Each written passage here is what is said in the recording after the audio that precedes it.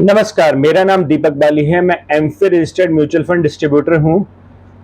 मेरी कोशिश रहती है ऐसे वीडियोस बनाने की जिससे कि मैं अपनी नॉलेज फाइनेंस और इन्वेस्टमेंट्स पे आप सबके साथ शेयर कर सकूं। तो शुरू करते हैं आज का वीडियो। आज के वीडियो का बहुत ही इंपॉर्टेंट टॉपिक है जो ऑलमोस्ट हर इंडियन को इम्पैक्ट करता है, पूरे के पूरे हमारे देश को इम्पैक्ट करता है। हम सबकी आदत होती है कि हम के पास जरा सा भी पैसा आए जो हमें यूज नहीं करना है। समझ लीजिए 1 लाख रुपए आया और हमें उसकी अभी कुछ सालों तक जरूरत नहीं है, तो हम उसको उठाकर कुछ हमें उस पर फायदा मिल जाए, कुछ इंटरेस्ट मिल जाए, पैसे से पैसा बन जाए, तो हम उसे उठाकर एक बैंक में फिक्स डिपॉजिट कर देते हैं। ऐसा नहीं है कि ये सिर्फ मैं ही करता हूं या आप ही करते हैं, ये ऑलमोस्ट हम सब इंडियंस करते हैं। ये हमारे पूरे देश में ही होता है, हर जगह ऐसा होता है कि कुछ भी पैसा आया उठाकर उसको बैंक में डाल दिया, फिक्स डिपॉजिट कर दिया कि चलो जो जिस दिन हमने एफडी करी है उस दिन जो रेट ऑफ इंटरेस्ट हमें एफडी पे मिल रहा है वो मिल जाएगा, तो हमें बड़ी खुशी होती है कि चलो कुछ इंटरेस्ट मिल जाएगा। मगर क्या ये सही तरीका है पैसे से पैसा बनाने का? ये आज मैं आप सबके साथ शेयर करूंगा कि एक्चुअली में एफडी रिटर्न क्या देती है। और आज की डेट में, आज जैसे 12 जून 2023 को मैं ये वीडियो बना रहा हूं, क्या आज की डेट में एफडी करना सही है? और अगर सही भी है तो कितना सही है, और अगर सही नहीं है तो आप कितना पैसा अपना गंवा रहे हैं एफडी में अगर आप आज की डेट में एफडी करते हैं। तो आज के वीडियो का टॉपिक है what is the actual rate of return that FD gives you, यानी कि एफडी एक्चुअली में आपको रिटर्न देती कितना है।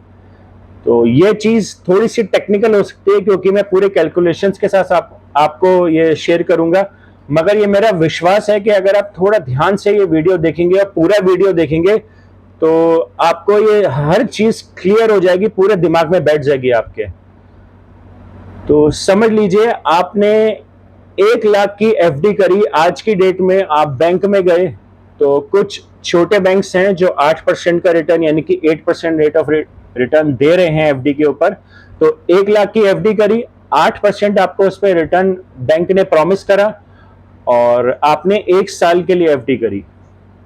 तो ये था हमारा बेंचमार्क जिसके ऊपर हम बात करेंगे। अब हम एक्चुअली कैलकुलेशंस पे बात करते हैं। तो 1 लाख की एफडी 8% का रिटर्न दे रही है, तो 8% के बाद आपको जब वो रिटर्न मिलेगा तो उस पर टीडीएस भी कटेगा। समझ लीजिए आप 20% यानी कि 20% के इनकम टैक्स के ब्रैकेट में आते हैं आपकी इनकम के हिसाब से, चाहे आप जॉब करते हो या बिजनेस करते हो, आप 20% यानी कि 20% इनकम टैक्स ब्रैकेट में आते हैं। तो उस 8% में से 20% लेस होगा TDS, tax deducted at source. तो 8% में से अगर मैं 20% लेस कर देता हूं तो यानी कि 1.6% माइनस कर देता हूं तो उसका जो रिटर्न बचेगा वो होगा 6.4%। तो हमें खुशी होती है कि चलो 6.4% तो मिल रहा है, मगर ऐसा नहीं है। आपको अभी भी उसमें से एक और डिडक्शन करनी है, और दूसरी डिडक्शन जो होती है वो होती है महंगाई दर की, यानी कि इन्फ्लेशन की। जो 99% लोग जो एफडी और आरडी करते हैं या बैंक में मोटा पैसा रखते हैं वो इन्फ्लेशन को काउंट ही नहीं करते, खासकर इंडिया में। तो 6.4% तक हम पहुंच गए थे, उसके बाद हम उसमें से 7% और लेस करेंगे।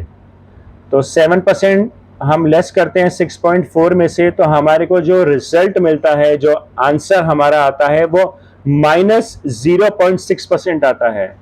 तो ये आपका real rate of return, actual rate of return है जो आपको एफडी आरडी पे मिल रहा है आज की डेट में अगर आप करवाते हैं तो जो आपको बैंक दे रहा है वो 8% का रिटर्न नहीं दे रहा है, वो तो सिर्फ उन्होंने अपने एफडी के पेपर के ऊपर लिखकर आपको वो पेपर पकड़ा दिया है।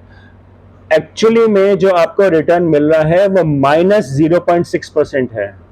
जैसा कि आप इस टेबल पे देख सकते हैं, 8% का रिटर्न था जो आपको प्रॉमिस करा गया था बैंक की तरफ से। उसके बाद उसमें से 20% आपके टीडीएस कटा आपके इनकम टैक्स के ब्रैकेट के हिसाब से, जो आप इनकम कमाते हैं साल में उसके हिसाब से। तो 8 में से 20% घटा, तो यानी कि 1.6% हटाया। तो 8 में से 1.6% हटाएंगे तो 6.4% आएगा। ये पहली डिडक्शन थी टीडीएस की। अब दूसरा डिडक्शन करेंगे जो है इन्फ्लेशन। तो 6.4% में से हम 7% लेस करेंगे तो आंसर आएगा -0.6%। तो ये एक्चुअल रिटर्न आपको मिल रहा है -0.6%, यानी कि आप एफडी और आरडी करके पैसा बना नहीं रहे हैं, पैसा गवा रहे हैं, और पैसा तो बैंक वाले कमा रहे हैं आपके पैसे के ऊपर। तो 0.4% का जो फायदा है वो बैंक को हुआ है आपकी 1 लाख की एफडी के ऊपर, आपको तो माइनस में ही गया है अमाउंट। तो अगली बारी से आप बैंक में अगर एफडी और आरडी करते हैं तो इस कैलकुलेशन को कर कर आप देख सकते हैं कि एक्चुअली में आपको क्या रिटर्न मिलेगा 1 साल बाद या 2 साल बाद या 5 साल बाद, जितने भी साल की आप एफडी करवाते हैं। तो इस चीज़ को जरूर ध्यान में रखिए जब भी आप बैंक में एफडी या आरडी करवाने जाते हैं। अगर आपका कोई भी क्वेश्चन या क्वेरीज हैं अभी भी एफडी और आरडी से रिलेटेड, तो मैं ये आपसे रिक्वेस्ट करूंगा कि इस वीडियो में कमेंट करके आप पूछ सकते हैं, मेरे को बहुत ही खुशी होगी उसका जवाब देते हुए। और अगर आप ऑलरेडी एफडी करवा चुके हैं तो आप अगर कैलकुलेशन चाहते हैं तो वो कैलकुलेशन भी मैं शेयर कर दूंगा, आपको कमेंट करना है और सिर्फ अपनी क्वेरी पोस्ट करनी है, यानी कि लिखनी है। मैं अपनी तरफ से कोशिश करूंगा बेस्ट आंसर प्रोवाइड करने की।